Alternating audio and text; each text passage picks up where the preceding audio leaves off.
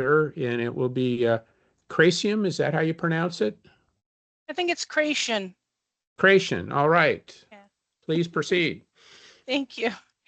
PDC staff are alleging that Jean Craciun, a 2023 candidate for the position of City Council member for the City of Seattle, violated RCW 29B 4130, formerly RCW 4217A 445, by expending campaign contributions for personal use.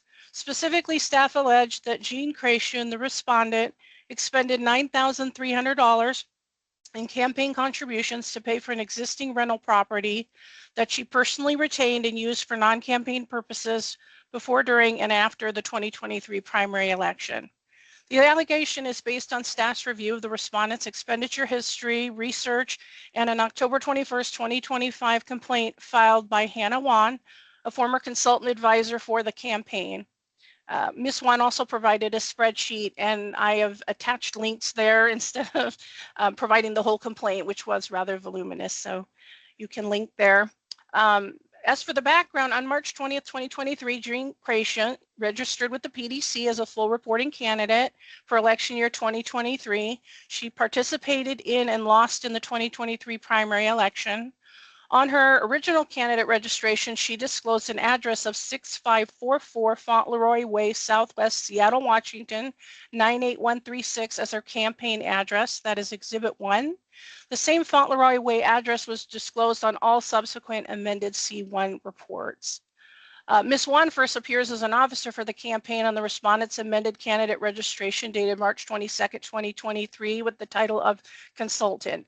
That's Exhibit 2. And Ms. Wan also appeared for 6 months on the registration and held the title of advisor on subsequent amended C1 reports until September of 2023. On the personal financial affairs statement filed by the respondent, she shows an address of 6544 Fauntleroy Way, Southeast Seattle, Washington, for her 2023 candidacy, her consulting business, Jean Iannelli Craciun Consulting, and the Diversity Center of Washington, a nonprofit corporation. And that is Exhibit 3. Jean Legault first appears as a treasurer for the campaign on an amended registration dated April 7th, 2023. That is Exhibit 4. Ms. Legault continued to be listed as a treasurer until September 2023, at which time the respondent assumed the role of her own treasurer. Property records maintained by the King County Department of Assessment shows that David Kitchell owns the house and property located at 6544 Fauntleroy Way, Southwest in Seattle. That's Exhibit 5.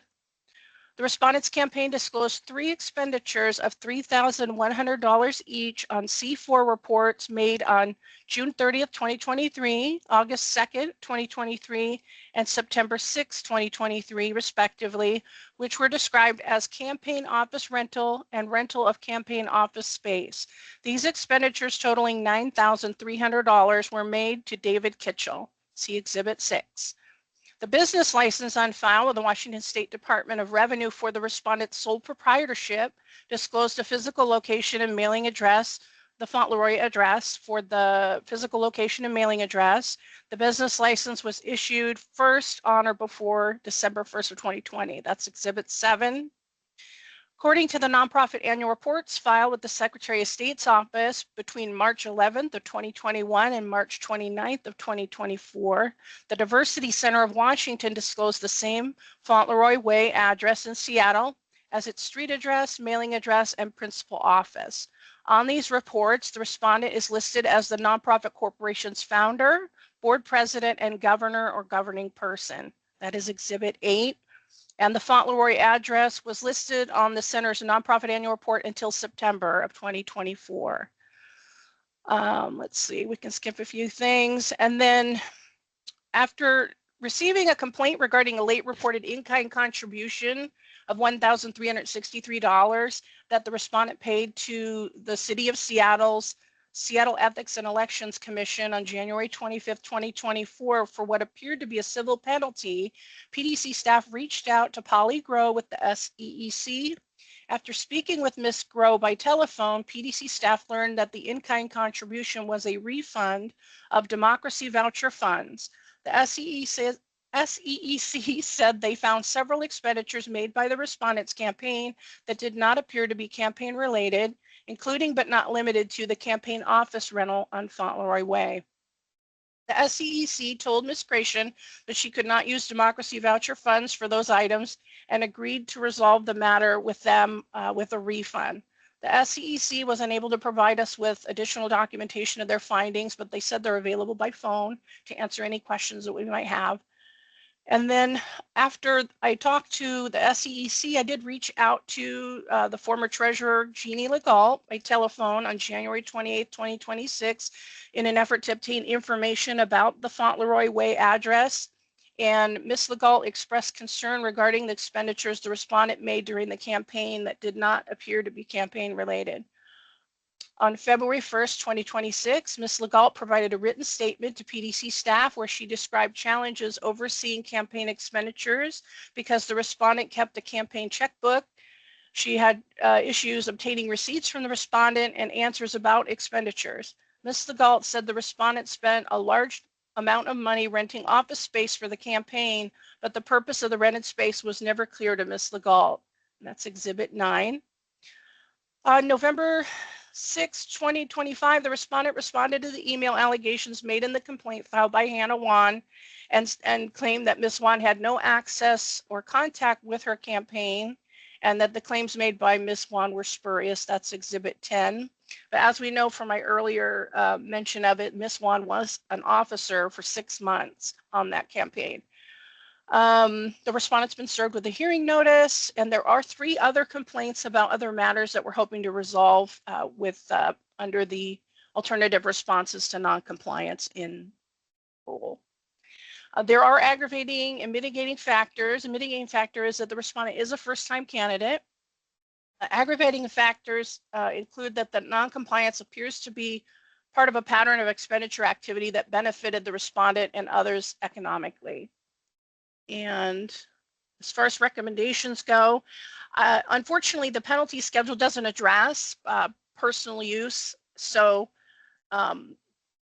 basically, I'll just remind you that you can assess up to $2,000 for a violation. And if you find that there is a violation here, this would constitute the first occasion of a violation of RCW 29B.40.130. Thus ends my presentation, and I'm available for questions. I do have a question. Do I have the ability to order her to reimburse the campaign treasury for the money she spent on herself and then to return it to the people who contributed it pro rata? I know you can ask, well, we need to pull somebody in, but I believe you could do that. I was reluctant to suggest that simply because she has control of the campaign and would be putting money back into the campaign that she could then spend again. So I wasn't sure if that would really resolve the issue, but perhaps if it was refunded, I wasn't sure how you wanted to work that because it's a little complicated. I'm going to try that. We'll see if it works. I'm going to find that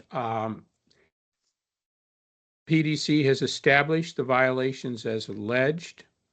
I am going to impose a penalty of $2,000. I'm going to suspend $1,500 of it on the following conditions. The first one is that Ms. Craciun, have no further violations in the next 4 years. The second is that she pay the unsuspended $500 within 30 days of the date of our written order. The next one is that she restore to the campaign treasury the $9,100 that she expended on rent. I think that's the right number. $9,300. $9,300 that she expended on rent to the treasury of her campaign, and that she refund that on a pro rata basis to the individuals who contributed to her campaign, and provide the PDC with written documentation that she has done so, and that she do all of these things within 60 days of the written order issued in this case. Do you have any questions? I do not. Thank you. Thank you. That takes us then